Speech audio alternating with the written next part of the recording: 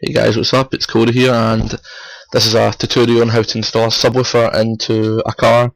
The car we're using is a Peugeot 206, and just remember everything's different in different cars, so you may have to alter what you do for that specific car.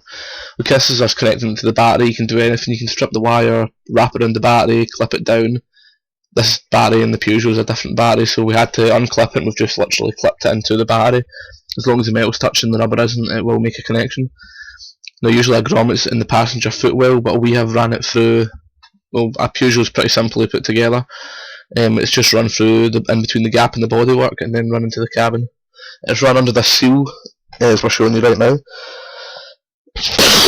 Pardon me. It's run through the seal, and then it's visible for probably about half a foot. But no one's who's going to notice that. It's not exactly going into a car show or anything at the moment. But if you really want to cover it, you have to pull back your carpets, run it underneath the carpets. Okay, so then it runs through the seal and comes out and behind the seats. Just remember, if you're using the grommet at the front of the car to get the bodywork through, you may have to pull the carpet backs to get the wiring through. Okay, the wires here are ground remote, and then power remote, and then ground at the bottom. Okay, so when you're connecting the power wire or any wire to the subwoofer, don't pull the screw right out, just leave it clipped in. Now, some subwoofers don't come with amplifiers, so you may have to buy them separately, but this one, fortunately, it's a 900 watt subwoofer. It's an Edge. I don't know what model number or anything it is. This fortunately comes with an amp pre-installed. I'm not sure how big the amp is, but all I know it's a 900 watt subwoofer. Okay, the grounding wires here. The grounding wire is quite an important one. It's got to run to a bolt that goes directly into the bodywork. If it doesn't, it can blow the speaker or other things I'm not aware of. All I know is something you've got to do. The easiest one is usually your boot clip if you clip it there, but unfortunately you need a key for this type of car, and we couldn't get it. Okay, this is a remote wire.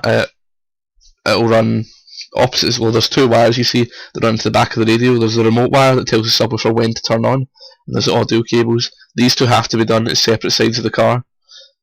So as you see, this is us just running it back down. We're going to do the same thing, clip it underneath the seal.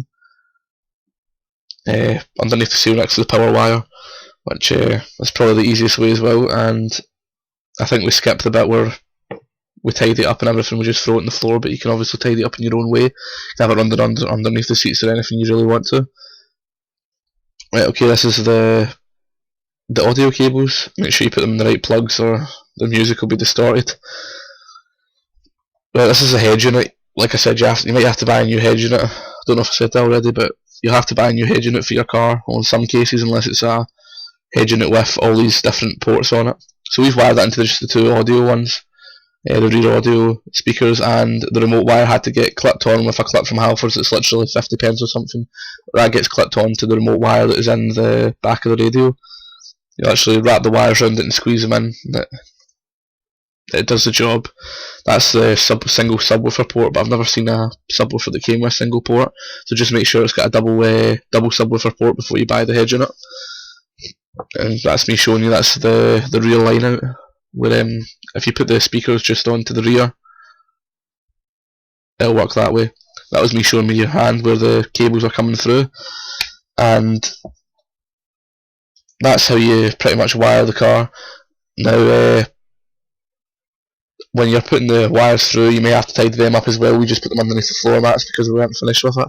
But as they're running through, yeah, you just tuck them up the back, plug them in. But all cars are different, so you may have to take a panel off inside the car, run it through run the back of your dashboard, run it through the driver's side up to the back of the radio. Sometimes it can be pretty hard. Okay, guys, here's a clip of the car with the subwoofer installed, and thanks for watching, guys.